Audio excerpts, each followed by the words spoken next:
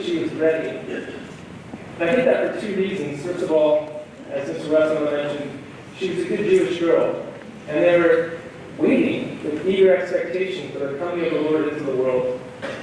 And they knew it was going to be a surprise, however he showed up. For a second reason, I think it's revealed that she was ready. And it's the nature of the question that she asks. When the angel says to her, "You're going to be a mother of God, you'll be pregnant," she doesn't say, "What?" She says, "How?" Which is sort of a practical question. She says, "I know how babies are made, and that didn't happen. So how's this going to work?" And so the angel tells her, and then I'm sure she has a whole bunch of other questions, but she doesn't ask them. She just says yes. And she says yes in this beautiful way. She said, "I'm the handmaid of the Lord. I'm the servant of the Lord. Let's go."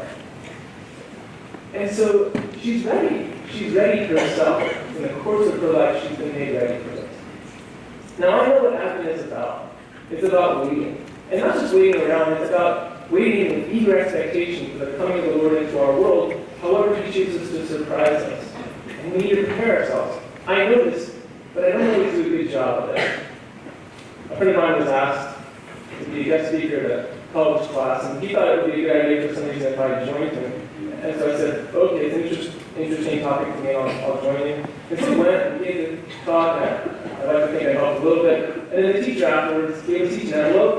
And so we went out to the car and tore up our envelopes to get our shopping cards out, because that's what we did. And there was a $100 bill in each envelope. And I was a little bit embarrassed.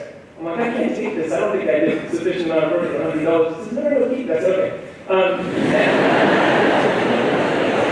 So then, we'll not too long. I'm running out of time. And he said, "I have to leave town, I need to go. My wife and my kids are already out of town, so that's my $100 to spend on myself." And so it's a little bit sad going to a restaurant and saying table for one, but I did that, one of my favorite restaurants, and it was nice. And I came out, walking down the street, feeling pretty good, and he walked by this man, and he looks me in the face, and he says, "Do you have $50 to spare?" And I was totally stunned. I've never been asked that before, or since, by the way, and I don't have $50 to spare today, so when we walk out of here, please don't anybody ask me that. It won't be fun. It won't be fun. And I was so stunned I didn't know what to say, and I kept walking, I turned the corner and kind of went up the block, just like, what the heck just happened? I get to the end of the next block, and I realized, as you probably realized, I do have $50 to spare. I actually do have $50 to spare right now, and probably a little bit more. And this would be a better story if I could run back and say, "Hey, I got $50. I gave it to him. Or maybe if I run back, and I'm like, "Where's that guy?" And they're like, "There's no guy." I was like, "Oh, that's his name." And neither of those two things happened. But I thought a lot about that since then, and I think I learned a couple of things from this experience. One is that we will be asked, you will be asked, and I will be asked at some point, do you have $50 to spare? And it might not sound like that. It might sound like, you have some time to spare. You be generous, I need some help with this project. And we'll have some spare time, but we might not know if it's easy enough to say yes to that. We're going to be asked to be servants of one another, which is not different from being asked to be a servant of the Lord. And every time that we say yes to one of these things, we have this to spare. It's going to prepare us for these bigger yes moments. Because at some point, we will be asked in our lives, you need something more than you can spare. This is what Mary is asked. Because this is what parenting is about. This is what real friendship is about. You're asked for something more than you have to spare. You're asked for yourself. And if we prepare ourselves by saying yes to those moments, when we're asked for spare things, then we'll be prepared. Because here's the lesson I'm still learning. And it's from Mary, and it's in Advent. When she's asked this big thing, she doesn't just say yes, but she says, of course.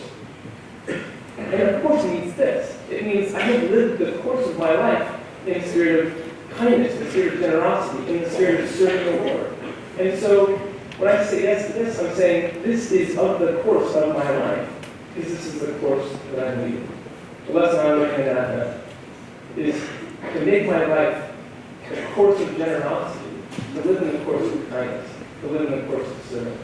So when I'm asked and surprised, I'll be able to say yes, but not just yes, of course.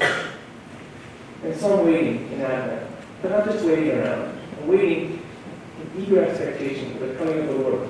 And I know that I'll be surprised. I know that you'll be surprised. And I invite you to reflect on that. Prepare yourself to be surprised. I hope that you have a good Advent. I hope you have a Merry Christmas.